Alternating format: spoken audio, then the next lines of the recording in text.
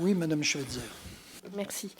Alors, effectivement, cette délibération est plus technique qu'il n'y paraît. Donc, vous nous demandez de nous engager dans le dispositif de la dotation d'action territoriale, on en a parlé en commission, par lequel donc des entreprises cherchent à financer des projets permettant de lutter contre la pauvreté, pour l'inclusion, vous l'avez dit. Donc, ce dispositif a le goût et la couleur de l'altruisme et de la solidarité, mais ça n'en est pas complètement.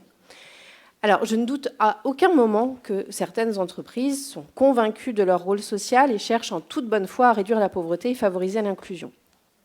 Ce qui me gêne, et devrait toutes et tous nous interroger ici, c'est le montage financier mis en place par l'État.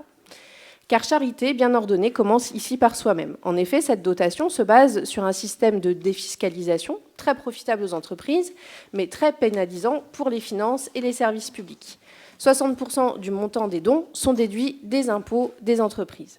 Donc une belle aubaine pour les entreprises qui n'ont aucun tort à l'utiliser, mais finalement une mauvaise affaire pour les services publics qui voient encore leurs moyens être détournés au profit de diverses niches fiscales qui permettent de payer moins d'impôts.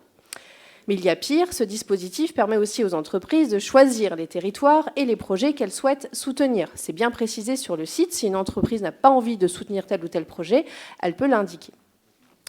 Là encore, les pouvoirs publics, eux, font preuve d'une égalité de traitement et d'une cohésion des territoires pour que personne ne soit délaissé.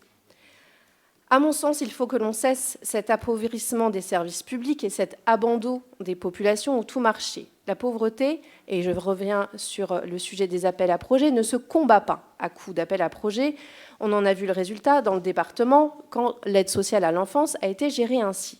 Nous ne pouvons pas laisser à l'arbitraire d'entreprises désireuses de s'offrir une belle image aux frais de l'argent public le choix de quel territoire, quels projets seront soutenus ou non.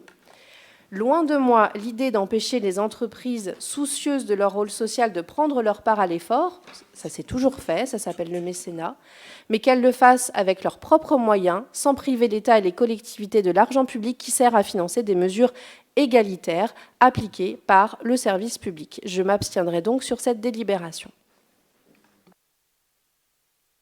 Vous voulez répondre? Je le fais.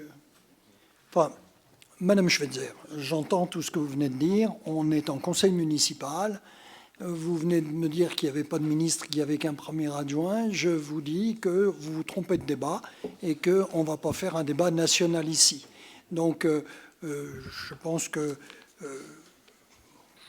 je vous donne acte de votre intervention, mais je ne pense pas que ce soit le lieu de mettre en cause la défiscalisation, parce que c'est quand même ce que vous avez dit, que la défiscalisation n'était pas une solution pour faire financer par des entreprises des actions contre la pauvreté.